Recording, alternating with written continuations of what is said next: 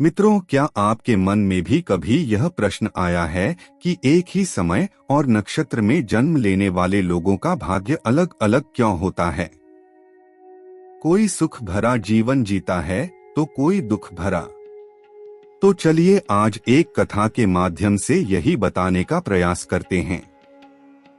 एक बार एक राजा ने विद्वान ज्योतिषियों और ज्योतिष प्रेमियों की सभा बुलाकर प्रश्न किया कि मेरी जन्म पत्रिका के अनुसार मेरा राजा बनने का योग था, मैं राजा बना, किंतु उसी घड़ी मुहूर्त में अनेक जातकों ने जन्म लिया होगा जो राजा नहीं बन सके, क्यों? इसका क्या कारण है?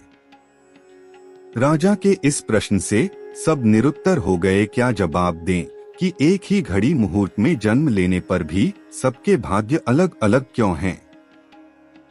सब सोच में पड़ गए कि अचानक एक वृद्ध खड़े हुए और बोले, महाराज की जय हो, आपके प्रश्न का उत्तर यहाँ भला कौन दे सकता है? यदि आप यहाँ से कुछ दूर घने जंगल में जाएं तो वहाँ पर आपको एक महात्मा मिलेंगे, उनसे आपको उत्तर मिल सकता है। राजा की जिज्ञासा बढ़ी और घोर जंगल में जाकर देखा कि एक महात्मा आग के ढेर के पास बैठकर अंगार खाने में व्यस्त थे।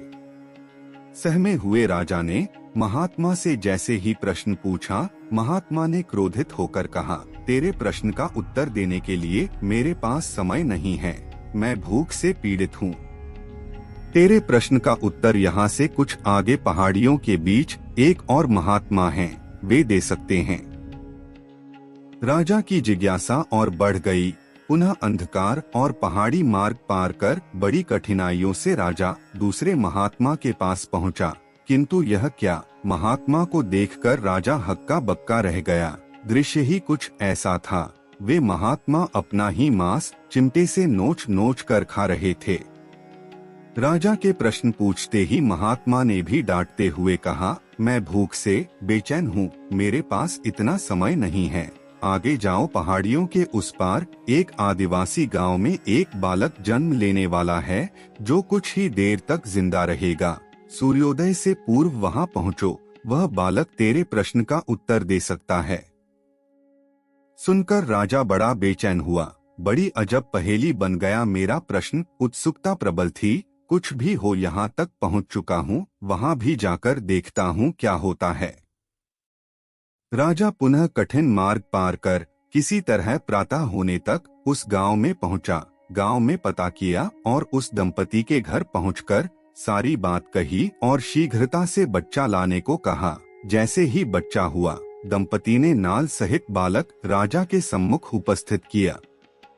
राजा को देखते ही बालक ने हंसते हुए कहा, राजन, मेरे पास भी समय नहीं है, किंतु अपना उत्तर सुनो।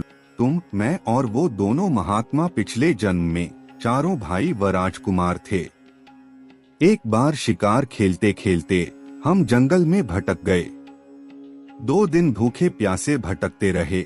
अचानक हम चारों भाइयों को आटे की एक पोटली मिली। जैसे तैसे हमने 4 बाटी सेकी और अपनी अपनी बाटी लेकर खाने बैठे ही थे कि भूख प्यास से तड़पते हुए एक महात्मा आ गए।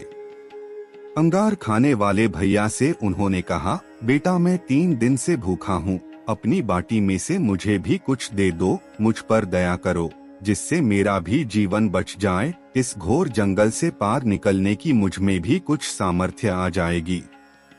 इतना सुनते ही भैया गुस्से से भड़क उठे और बोले, तुम्हें दे दूंगा तो मैं क्या ये अंगार खाऊंगा? चलो भागो यहाँ से। वे महात्मा जी फिर मांस खाने वाले भैया के निकट आए, उनसे भी अपनी बात कही, किंतु उन भैया ने भी महात्मा से गुस्से में आकर कहा कि बड़ी मुश्किल से प्राप्त ये बाटी तुम्हें दे दूंगा तो मैं क्या अपना मांस नोचकर खाऊंगा? भूख से लाचार वे महात्मा मेरे पास भी आए, मुझे भी बाटी मांगी तथा दया करने को कहा, किंतु मैंने भी भूख में धैर्य खोकर कह दिया कि चलो आगे बढ़ो, मैं क्या भूखा मरूं। बालक बोला, अंतिम आशा लिए वो महात्मा आपके पास आए, आपसे भी दया की याचना की। सुनते ही आपने उनकी दशा पर दया करते हुए खुशी से अपनी बाटी में से आधी बाटी आदर सहित उन महात्मा को दे दी। बाटी पाकर महात्मा बड़े खुश हुए और जाते हुए बोले, तुम्हारा भविष्य तुम्हारे कर्म और व्यवहार से फलेगा। बालक ने कहा, इस प्रकार हे राजन, उस घटना के आधार पर हम अपना भोग भोग रहे हैं। धरती पर एक समय में अनेकों फूल खिलते हैं, किंतु सबके फल, रूप, गुण, आकार, प्रकार, स्वाद में भिन्न होते हैं। इतना कहकर वह बालक मर गया। राजा अपने महल में पहुंचा और माना कि ज्योतिष शास्त्र, कर्तव्य शास्त्र और व्यवहार शास्त्र है। एक ही मुहूर्त में अनेकों जातक जन्म लेते हैं, किंतु सब अपना किया ही पाते हैं। जैसा भोग भोगना होगा वैसे ही योग बनेंगे। जैसा योग होगा वैसा ही भोग भोगना पड़ेगा। यही जीवन चक्र ज्योतिष शास्त्र समझाता है।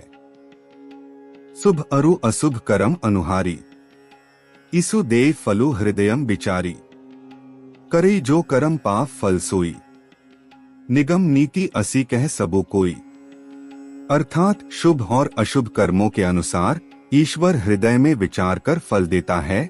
जो कर्म करता है वही फल पाता है। ऐसी वेद की नीति है, यह सब कोई कहते हैं। तो मित्रों, आशा है आपको भी इस प्रश्न का उत्तर मिल गया होगा। अगर आपको आज की यह वीडियो पसंद आई हो तो इस वीडियो को एक लाइक जरूर कीजिएगा। ऐसी और जानकारी के लिए हमारे चैनल को सब्सक्राइब करना ना भूलें। धन्यवाद।